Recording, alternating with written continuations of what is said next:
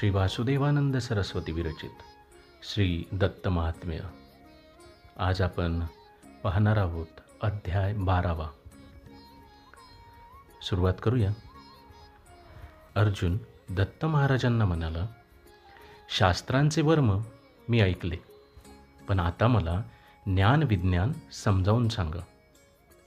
दत्तगुरु म्हणाले, हे संसारी जीव मूढ आहेत. यांची शास्त्रावर श्रद्धा नसते, त्यामुळे ते देवाच्या कृपेला मुकतात.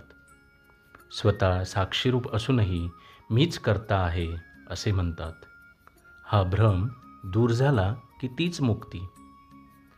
पण आत्मा हा स्वतंत्र असल्यामुळे त्याला मुक्ती तरी कसली? ब्रह्म मुळात एकमेव होते, तीच मूळ शक्ती. पण नंतर संकल्पामुळे हा सर्व विस्तार वाढला. याला कोणतीच उपमा देता येत नाही. आता तुला जर असे वाटले की हा भ्रम जर सत्य नाही, तर मग शास्त्र विचारांची जरुरीच काय? तर ते योग्य नव्हे. अग्नीच्या योगे हिनकसपणा घालविला की सोने शुद्ध होते. तसाच हा भ्रम शास्त्राभ्यासाने दूर केला की मग स्वयं ब्रह्मच.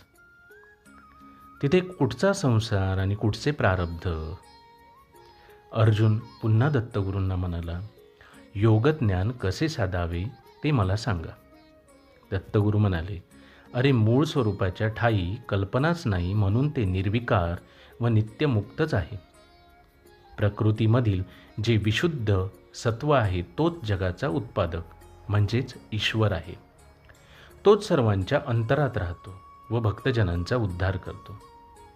त्याच्या एक विद्या व दुसरी अविद्या अशा दोन शक्ती आहेत. अविद्येत जे ब्रह्माचे प्रतिबंध पडते तोच जीव होय. मी वेगळा व ईश्वर वेगळा या जाणीवेमुळेच बंधन पडते. आता उत्पत्ती सांगतो, ती ऐक. मूळच्या ब्रह्मातून प्रकृती, तिच्यातून महतत्व, त्यापासून अहंकार, त्यापासून पंचमहाभूते होतात. मग त्यांच्या कमी अधिक मिश्रणातून 5 ज्ञानेंद्रिये होतात. पंचभूते व सत्वांश यांच्या मिश्रणाने मन, बुद्धी व अहंकार बनतात. राजांशापासून कर्मेंद्रिये व 5 प्राण बनतात. या सर्वाचा जो एकत्र मेळ होतो तेच लिंग शरीर व तोच जीव होय. त्याच्या भोवती 5 कोशांचे आवरण असते. अशी असंख्य शरीरे असतात. देह हा अधिष्ठान, अहंकार हा कर्ता, इंद्रिये ही साधने, प्राणवायू हा प्रयत्न आणि इंद्रिय देवता. अशा 5 गोष्टींमुळे विश्वात घडामोड सतत होत असते. मग ती कर्मे सुखदुःख देतात, जन्म मरणाच्या फेऱ्यात गुंतवितात. ही कर्मे भोगूनच संपवावी लागतात. ज्ञानाशिवाय हे चक्र संपत नाही. त्यासाठीच गुरुला शरण आले पाहिजे. जेव्हा अभिमान सोडून कर्मे घडतात, तेव्हा ईश्वर कृपा होते आणि सद्गुरूची भेट होते. म्हणून मग गुरु आणि ईश्वर हे एकच मानावेत. नंतर गुरुमुखाने श्रवण करावे, पुढे त्याचे चिंतन करावे व ध्यान करावे. या अशा अभ्यासामुळे मग साधक आपोआप ब्रह्मस्वरूप होतो. तुझ्या भाग्यामुळेच माझ्यासारख्या गुरुचा लाभ झाला आहे.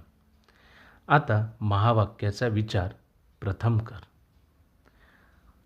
श्री वासुदेवानंद सरस्वती विरचित श्री दत्त महात्म्याचा 12वा अध्याय इथे समाप्त होतो.